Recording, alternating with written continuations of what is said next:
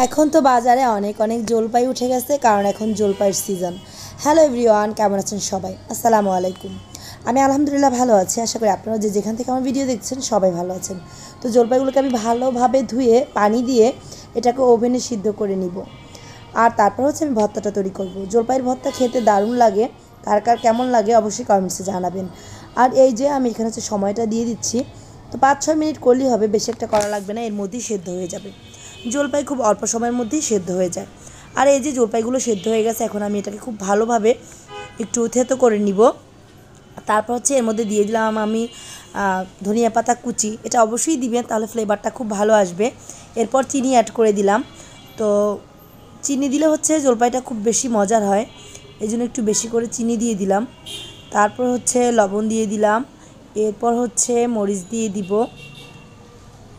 তো যারা এখন আমার ইউটিউব চ্যানেলটা সাবস্ক্রাইব করেন না, অবশ্যই সাবস্ক্রাইব করে দিবেন। আর ফেসবুক পেজটা ফলো করে আমার পেজের সাথে থাকবেন। আর এই যে এখন মরিচ দিয়ে দিলাম আর সরিষার তেলও দিয়ে দিলাম। এরপর হচ্ছে এটাকে খুব ভালোভাবে আমি মাখিয়ে নিব। এটা আপনি হাত দিয়েও মাখাতে পারেন অথবা চামচ দিয়েও, যেহেতু অনেক গরম ছিল জলপাইটা, এই জন্য আমি চামচ দিয়ে মাখালাম।